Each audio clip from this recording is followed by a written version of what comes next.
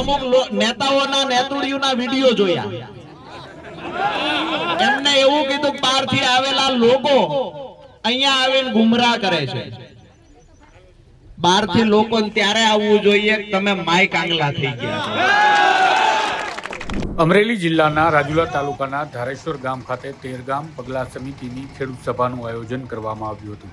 ખેડૂતો જંજીર બાંધી ધાતરવાડી ડેમના પાણીને નગરપાલિકાને આપવાના નિર્ણયનો લાંબા સમયથી વિરોધ કરી રહ્યા છે. ત્યારે આજે ખેડૂત સભામાં આમ આદમી પાર્ટીના રાજુ કરપડા પણ પહોંચ્યા હતા. રાજુલા પ્રાંત કચેરીએ સેંકડો ખેડૂતો રજૂઆત કરવા પહોંચે તે પહેલા રાજુ કરપડાએ ભાષણમાં માગણી કરી હતી કે ધાતરવાડી 1 નંબર ડેમમાંથી ખેડૂતોને સિંચાઈ માટે પાણી આપવામાં આવે અને ધાતરવાડી 2 નંબરના ડેમમાંથી નગરપાલિકાને પાણી આપવામાં આવે. સાથે જ રાજુ કરપડાએ અમરેલી ભાજપના નેતાઓને પણ આડે હાથ લેતા કહ્યું કે ખેડૂતોના પાણી ચોરવાના ધંધા બંધ કરો. તમે ખેડૂતોના પાણી ચોરો છો, તમને ભગવાન ક્યારેય માફ નહીં કરે. અને જો સરકાર આ મામલે 5 દિવસમાં યોગ્ય પગલાં નહીં લે તો 5 દિવસ બાદ 13 ગામોમાં ભાજપના નેતાઓને પ્રવેશ બંધીના બેનર લગાવી વિરોધ કરવામાં આવશે. જે આયોજન કરવામાં આવ્યું અને ખૂબ લાંબા સમયથી દિલીપભાઈ હોય, જયદીપભાઈ હોય, 13 ગામના સરપંચો અને આખી સમિતિ જે મહેનત કરી રહ્યા છે અને મહેનતને પરિણામ સુધી લઈ જવા માટે થઈ અને મોટી સંખ્યામાં હું અગાઉ આવ્યો ત્યારે પણ આ 13 ગામમાંથી ખેડૂતો, પશુપાલકો અને ખેત મજૂરી સાથે જોડાયેલા લોકો મોટી સંખ્યામાં હાજર હતા. આજે પણ મોટી સંખ્યામાં અહીંયા ખેડૂતો ઉપસ્થિત છે. તો આ લડાઈમાં હું રાજુ કરપડા કાયમી માટે અગાઉ પણ કહી ગયો તો આજ પણ કહેવા આવ્યો છું કે આ લડાઈમાં પરિણામ સુધીની લડાઈ જે પણ લડવાની થાય એમાં રાજુ કરપડા 13 ગામ પગલા સમિતિની સાથે છે. અહીંયાથી ગયા પછી અમુક નેતાઓના નેતૃત્વના વિડીયો જોયા, એમને એવું કીધું બહારથી આવેલા લોકો અહીંયા આવીને ગુમરાહ કરે છે. બહારથી લોકો ત્યારે આવવું જોઈએ તમે માઈક આંગલા થઈ ગયા. બીજી વાત કે કોઈ એવું કહેતું હોય કે અહીંયા રાજકારણ કરવા આવ્યા છે, આજે જાહેર મંચથી કહું છું કે હું કોઈ પણ પાર્ટી સાથે ભલે જોડાયેલો હોય પણ એક ખેડૂતના દીકરા તરીકે આજે આ ખેડૂતોની લડાઈમાં સાથે છું અને આવનાર સમયમાં ભાજપના નેતાઓને કહીએ છીએ કે ધાતરવાડી 2 માંથી રાજુલા જાફરાબાદને પાણી મળે એ વ્યવસ્થા કરો અને ધાતરવાડી 1 માં ખેડૂતો 3 સિઝન લઈ શકે એટલું કાયમી ખેડૂતો માટે પાણી રાખો. રાજુ કરપડા 13 ગામમાં ભાજપનો પ્રચાર કરવા તૈયાર છે. તૈયાર હોય તો આવી જાઓ સામે. રાજકારણ છોડી દો. હું મારી પાર્ટીનો કેસ ફેંકીને ખીતીએ ટીંગાડીને આવું. તમારામાં તાકાત હોય તો ખેડૂતો માટે બહાર આવો. કરી જેવી રીતે માળીએ વાત કરી કે ગઈ વખતની સભામાં હજારોની સંખ્યામાં ભીડ હતી તો આ ખેત મજૂરો દાળિયા લાવ્યા હતા આવું કહેવામાં આવ્યું.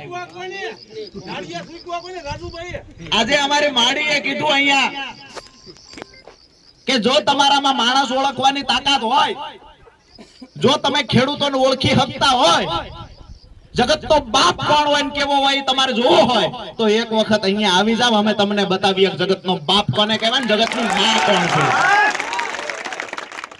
વાતો કરે છે પોલીસને આગળ કરીને આજે અહીંયા જે આ દાદા ઉભા છે મારી બાજુમાં, આ જે નેતાઓ છે ને એના બાપ દાદાઓને 60 વર્ષે ટેકે હાલવું પડે, પગના 3 ઢીસણના ઓપરેશન થઈ ગયા હોય. આ અમારા ખેડૂતનો દીકરો 75 વર્ષે એક પગે આયા ટોલી ચડી જાય છે. કારણ કે આને પેટમાં અનીતિનું કાઈ નાખ્યું નથી, ભ્રષ્ટાચારના પૈસા નાખ્યા નથી. મને તો સાંભળવા મળ્યું કે અહીંયા ચૂંટાયેલા 1-2 નેતા ઘંટીઓમાંથી કમિશન લે છે. દુકાનોમાંથી, લાઈનોમાંથી, રોડમાંથી આ બધું લેતા હજી એમના પેટ પૂરા થતા નથી, પેટ ફૂલ થતા નથી. તો નાની દુકાનો હકાવતા હોય એને એક મહિને 2000 રૂપિયા આપવાના છે. મારી વાત સાચી આ કે ના? એને કેવા આવ્યા છીએ કે આ વખતે ખોટા ઠેકાણે ભરાઈ ગયા છો. તમે એવું સમજો છો પોલીસને આગળ કરશું અને ખેડૂતોનો અવાજ દબાવી દઈશું. યાદ રાખજો, જે દિલીપભાઈએ વાત કરી એ વાતને હું આગળ પણ ધપાવું છું. અને અહીંયા મંચ પર ઊભા થયા પહેલાય કીધું છે ને એ દિવસે કીધું છે કે રાજકીય વાત કરવા માટે રાજુ કરપડા આવ્યો નથી. મારી પાર્ટીની કે મારી રાજકીય નેતાગીરીની વાત કરવી હોય તો ચૂંટણીઓમાં કરશું. આજે ખેડૂતોની લડાઈમાં સહભાગી થવા આવ્યો છું અને જે પાર્ટીના નેતાઓને ખેડૂતોના મત જોઈતા હોય એ આ લડાઈમાં સહભાગી થવા આવે. આ દાદા બોલવા ગયા એટલે એમને બોલતા બંધ કરી દેવામાં આવ્યા પ્રશાસન દ્વારા. એટલે એમના મોઢે પટ્ટી બાંધી દીધી. એટલે પ્રશાસન તંત્ર અને આ સરકાર ખેડૂત જ્યારે બોલવા જાય છે ને તો એને મૂંગા કરવાના પ્રયત્ન કરે છે ને એનું ઉત્તમ ઉદાહરણ પૂરું પાડવા માટે આ દાદાએ મોઢા પર પટ્ટી લગાવી છે.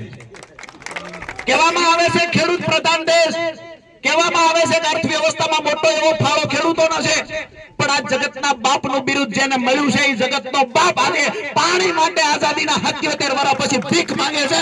શર્મિંદા થવું જોઈએ, સરકારે ડૂબી મરવું જોઈએ. જ્યારે બોલવા ગયા દિલીપભાઈ, જયદીપભાઈ જેવા આગેવાનોએ ખેડૂતોને આગળ આવીને કહ્યું કે ના બોલો આ પ્રશાસન સામે, તો પોલીસને આગળ કરીને બંદી બનાવીને સાવરકુંડલા સુધી લઈ જવામાં આવ્યા. એટલા માટે આજે આ બંદી બનાવ્યા છે દાદાને. ખેડૂતોનું સિંચાઈનું પાણી ચોરવાનું કામ ભાજપે કર્યું છે. આ વાતને લઈ અને આવનાર સમયમાં જ્યાં જ્યાં ચૂંટણી આવશે ત્યાં જશું. સરકાર 5 દિવસમાં અમારી માંગણી સ્વીકારી લે તો હું જાહેરમાં હું રાજુ કરપડા સરકારની વાહવાહી કરીશ. અને જો માંગણી નહીં સ્વીકારે તો આ સમિતિ આવનાર ચૂંટણીઓમાં જ્યાં ચૂંટણી આવશે ત્યાં ભાજપને હરાવવા માટે પ્રચાર કરશે. મારી વાત સાથે સહમત છો બધા? તો અહીંયાથી અમે આપણે એસડીએમ ઓફિસે, પ્રાંત સાહેબની ઓફિસે આપ સૌએ જવાનું છે.